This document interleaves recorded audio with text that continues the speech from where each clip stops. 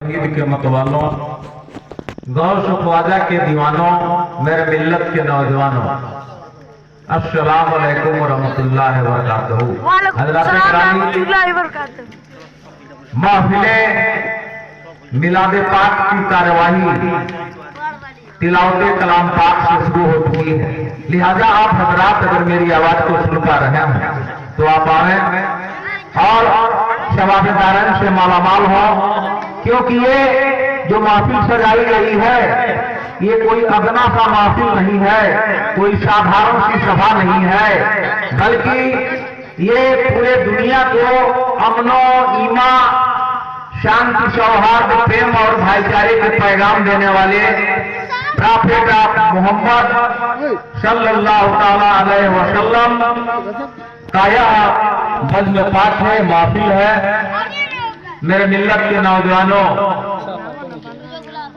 अभी उलमाए कराम की बेहतरीन, शानदार व जानदार तकरीर होगी। नाते नबी से आप रूबरू होंगे। कलाम पाक फरमाता है क्या अय्युहल्लज़ीना आमनू तक़ुल्लाह कुनू मअश-शादिकीन, ऐ ईमान वालों अल्लाह से डरो और सच्चों के साथ हो जाओ। तो हमारे उलमाए कराम बैठे हुए हैं, इनकी संगत से अच्छी कोई संगत नहीं हो सकती है, इनकी साथ से बेहतरीन कोई साथ नहीं हो सकता है, इनके संगत से अच्छा कोई संगत नहीं हो सकता है, क्योंकि आप जैसा रहेंगे, कुरान ने कह दिया कि अल्लाह से डरो और सच्चों के साथ हो जाओ। ये नहीं बोला कि बुरों के साथ हो जाओ, खराब लोगों के साथ हो जाओ। मेरे मिल्लत के नौजवानों, सच्चों के साथ होंगे तो आपका ईमान भी सच्चा होगा, आपके चलने का तरीका सही होगा, आपके बोलने का तरीका सही होगा, खाने का तरीका सही होगा, अखलाक और मोहब्बत का तरीका सही होगा, किरदार सही होगा, और आप सच्चा और पक्का ईमान के सच्चे और पक्के भी हो जाएंगे। इसलिए कि जैसा संगत, जैसा सोहबत, वैसा असर भी हुआ करता है। इसलिए रामचरितमानस में गोस्वामी तुलसीदास जी ने भी इसी बात को लिखा है, जो कुरान फरमाता है कि सत सुधरई सत संगत पाई, अपारस परस को धात सुहाई। यानी अच्छे लोगों के संगत में रहकर के मूर्ख आदमी भी अच्छा बन जाता है, अच्छे के संगत में रहकर के, जैसे एक आया था उसमें रामचरितमानस में पहले कहा जाता था कोई पारस पत्थर होता था जिसके संपर्क में लोहा बन जाता था तो लोहा भी सोना बन जाता था। तो अच्छे उलमाए दीन के संगत में आप रहेंगे तो आप ईमान के सच्चे और दीन के पक्के बने रहेंगे और सच्चे बने रहेंगे, बुराइयों से बचे रहेंगे और अल्लाह की खौफ आपके अंदर रहेगा। एक ऐसे नबी इस धरती पे अवतार लेते हैं कि जब बेहयाई चरम पर था, जब जुल्म-ओ-सितम चरम पर था, गरीब सताए जा रहे थे, लाचार की बात कोई सुनने वाला नहीं था, मजदूरी करने वाले मजदूरों की आवाज को दबा दिया जाता था। ऐसे में हमारे नबी अवतार लेते हैं और बताते हैं कि तुम सबसे अखलाक और मोहब्बत के साथ पेश आओ। तो प्यारे नबी की शान अजीबो गरीब है, माना जो मुस्तफा को बड़ा खुश नसीब है, और क्यों नाज ना हो उनके जो है बेकसों का यावर, जो बन गया गद्दार बड़ा बदनसीब है। और प्यारे नबी को जिसने दिल में बसा लिया, दोनों जहां से बिगड़ी उसने बना लिया, बन गया जो बागी प्यारे रसूल का, तो जन्नत से छोड़ो उसने जहन्नुम बना लिया।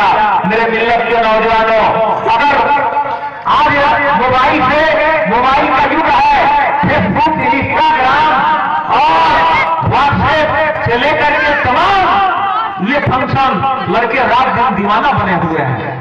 कोई किसी को फॉलो कर रहा है, कोई किसी को फॉलो कर रहा है, लेकिन कुर्बान जाइए, मैं दावे के साथ कह रहा हूं कि अगर आप पैगंबर इस्लाम को फॉलो करेंगे, अगर आप अपने नबी को फॉलो करेंगे, तो मैं समझता हूं कि तेरी जिंदगी भी समझ जाएगी और तेरी आखिरत भी समझ जाएगी। मेरे मिल्लत के नौजवानों, नबी से बेहतर कोई नहीं, अगर फॉलो करना है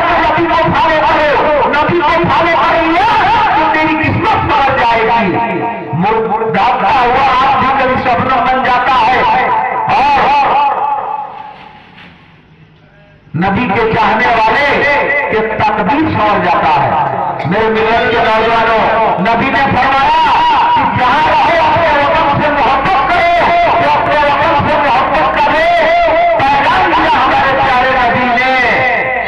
उसी को हिंदुस्तान में हो कि अमेरिका में हो, इंग्लैंड में हो, सऊदी अरब में हो, दुबई में हो, बहरीन में हो, कुवैत में हो, जिस मुल्क में रहो वहां की वफादार बन करके रहो। अपने मुल्क से मोहब्बत करो। मुल्क से मोहब्बत आधा ईमान करार दिया गया है।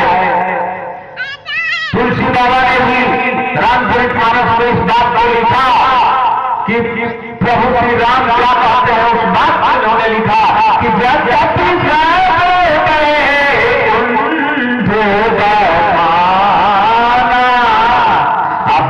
पुराने बीत जग जाना अवध पूरी प्रिय नहीं को आया है प्रसंग जा नहीं को। तो तुलसी बाबा रखते हैं वो स्वामी जी कि वेद पुराण में तरह तरह के वैकुंठ का आह्वान किया है, लेकिन बेहतर मेरा वतन है और मेरा वतन सबसे अच्छा है। तो वतन से मोहब्बत करना हर एक इंसान का फर्ज है। ये पैगंबर रसूल ने बताया, ये हमारे नबी ने बताया। हमारे नबी ने बताया कि अपने माँ बाप के कदमों के नीचे जन्नत है, उनकी सेवा सत्कार करके, उनकी खिदमत करके उस जन्नत को ले लो। आज अगर माँ बाप की खिदमत करने वाले मिल जाए, अगर तुमने नबी के फॉलो कर लिया, तो मैं समझता हूं कि इस दुनिया में हिंदुस्तान तो हिंदुस्तान है, पूरे दुनिया में कहीं भी कोई वृद्धाश्रम नहीं मिलेगा, बुजुर्गों के रहने के लिए अनाथालय नहीं मिलेगा। तो फॉलो करना है तो पैगंबर को फॉलो कर लीजिए। पैगंबर को फॉलो कर लिया तो तेरी किस्मत संवर जाएगी। और अपनी माँ बाप के कदमों के नीचे जन्नत बताने वाले प्यारे नबी की बात को बढ़ाते हुए उसमें भी बताया कि बाप से ज्यादा मर्तबा मां की है। और हिंदुस्तान के मशहूर और मारूफ शायर बेकम उकराई साहब ने लिखा कि न मंदिर होंगे न मस्जिद होंगे न शिवालय होंगे, न मंदिर होंगे न मस्जिद होंगे न शिवालय होंगे, सिर्फ तू होगा और तुम्हें चाहने वाले होंगे। अरे बड़े होकर के माँ बाप को क्यों भूल गए? किसी न किसी दिन तुझे गोद में पाले होंगे, किसी न किसी दिन तुझे गोद में पाले होंगे। तो मेरे मिल्लत के नौजवानों, बाप से ज्यादा मर्तबा मां की है। उस प्रसंग और टॉपिक के तरफ महज एक मिनट के लिए आपके लिए चलता हो कि जब कैकेयी ने वरदान मांगा था, 14 वर्ष के लिए वनवास मांगा राम जी के लिए और भरत के लिए राजगद्दी मांगा। तो राम जा रहे हैं अपनी माता कौशल्या से आदेश देने के लिए कि मैं वन को जाऊं। तो उन्होंने कहा क्या तुमने पिताजी से आज्ञा ली है? तो उन्होंने कहा कि हाँ, ये माता कैकेयी का आदेश है, पिताजी से आज्ञा ले चुका। तो उन्होंने कहा कि अगर पिताजी ने आज्ञा दे चुका है तो पिताजी से बड़ा मर्तबा मेरा मानो, यानी मैं तेरी माँ हूं। इसलिए तो वो स्वामी जी लिखते हैं कि जाओ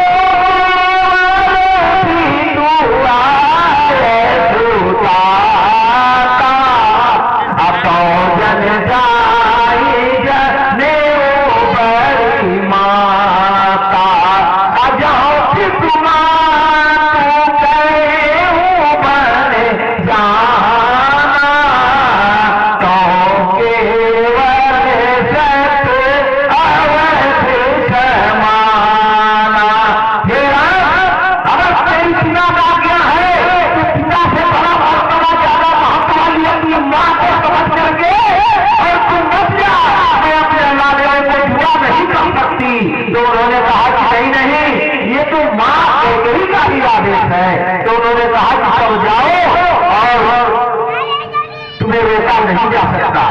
मेरे मिल्लत के नौजवानों, प्यारे नबी के कुर्बान जाइए। प्यारे नबी दुनिया की जो सबसे बुराई आज चल पड़ी है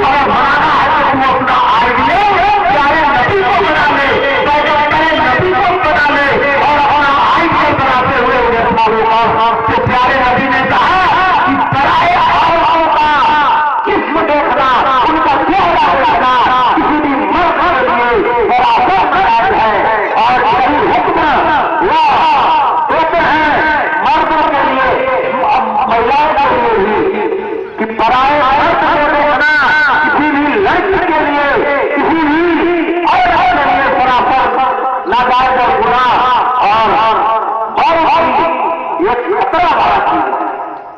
मेरे मिल्लत के नौजवानों, अगर सिर्फ एक लाइन किसी को प्यारे नबी को फॉलो कर लिया जाए, पराए मर्द के लिए पराए औरत को देखना, निहारना, इसके शक्ल को देखना बड़ा ही बदुर्वानी वाला चीज है, हराम है, खराबी है उससे आप नबी राजी नहीं हो सकते। अल्लाह रब्बुल इज्जत दोनों जहां का मालिक आपसे नाराज हो जाएगा और दुनिया भी खराब होगी। और मर्द के लिए भी हुक्म है कि पराई औरत को मत देखो, औरत के लिए भी हुक्म दिया प्यारे नबी ने कि पराई औरत को मत देखो। आइए नहीं कहता हुआ फिर से रामायण में सबसे बड़ा एक मिनट के लिए अपने बात को खत्म कर रहा हूं कि जब अशोक वाटिका में जाकर के रावण सीता हरण होता है और हराता है सीता जी को, और एक बार आता है मुस्कुराता हुआ कहाता लगाते हुए कहता है जानकी, अगर तुम मुझे देख करके एक बार हंस दो, एक बार मुस्कुरा दो, तो मन दो देंगे विश्व सुंदरियों को मैं तेरे चरणों की दासी बना दूंगा। ये रावण ने कहा था, तो सीता जी ने क्या कहा है, हट जा यहां से, मेरी नजरों ने प्रभु श्री राम को छोड़ करके आज तक दुनिया में किसी इंसान को देखा नहीं है, ये किरदार है। और आपके नबी ने भी इस बात को फरमाया है। तो गोस्वामी जी वहां पर लिखते हैं कि जाओ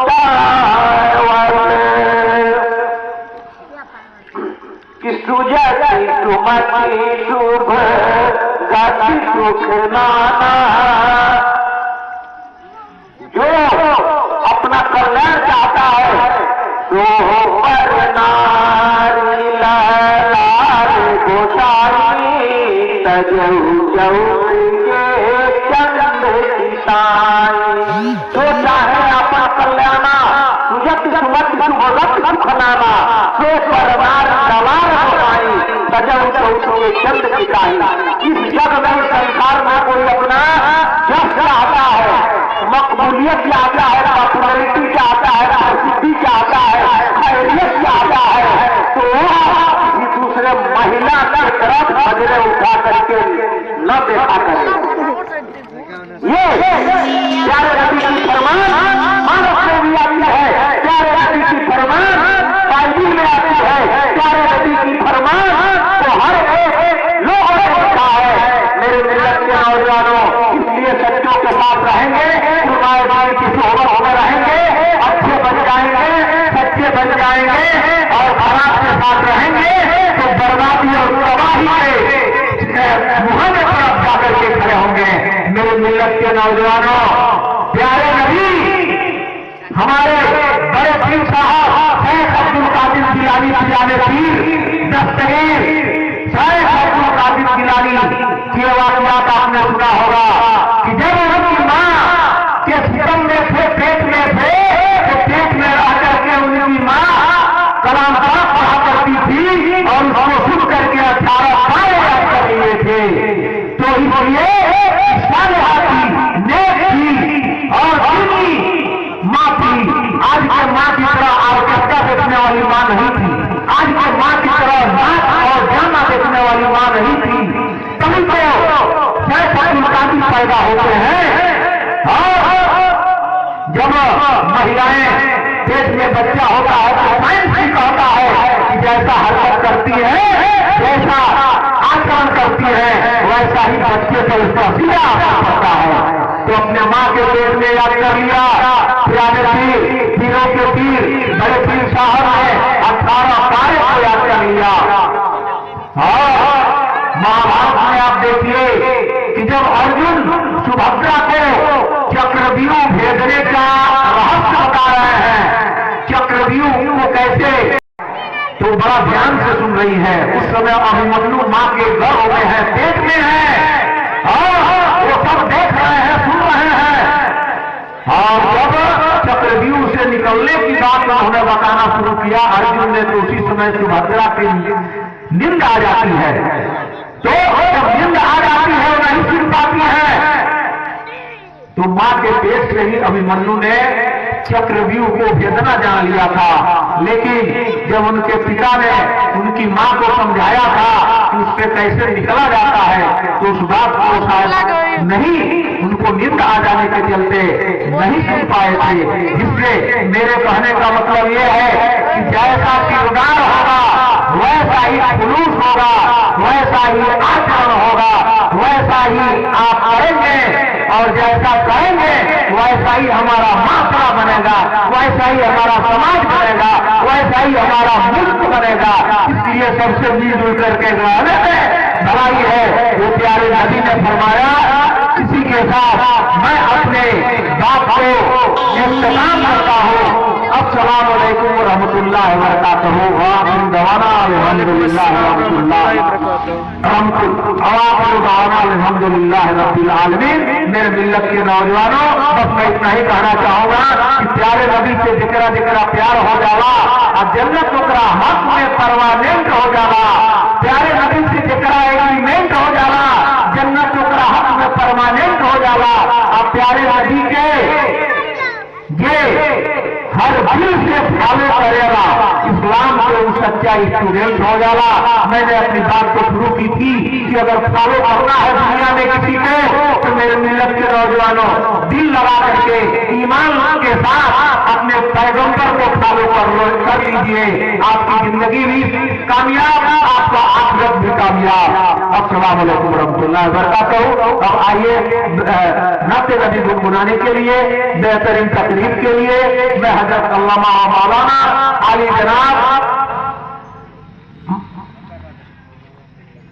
मौलाना समीउल्लाह साहब, मैं खुद आकर इधर से हजरत को बुलाऊं, लेकिन पहले आप हजरत को सुने और अपने दिल व दिमाग को ताजा करें। निहायत ही आपका दिल व दिमाग ताजा हो जाएगा। एक बार इस लिया नारा लगाए, स्वागत के नारे लगाए, नारे तकबीर,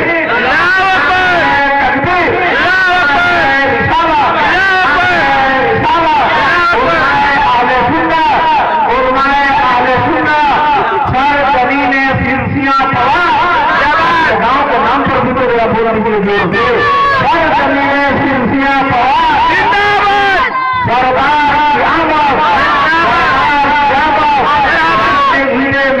नदी, जब मिलादुन नदी, अब इस चमन को जलाने न देंगे, अब इस चमन को जलाने न देंगे, और आग नफरतों की लगाने न देंगे।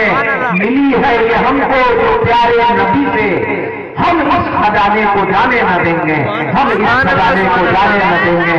कभी शोला, कभी शबनम, हंसी तकरीर होती है, और नबी के बाजों के वास्ते शमशीर होती है।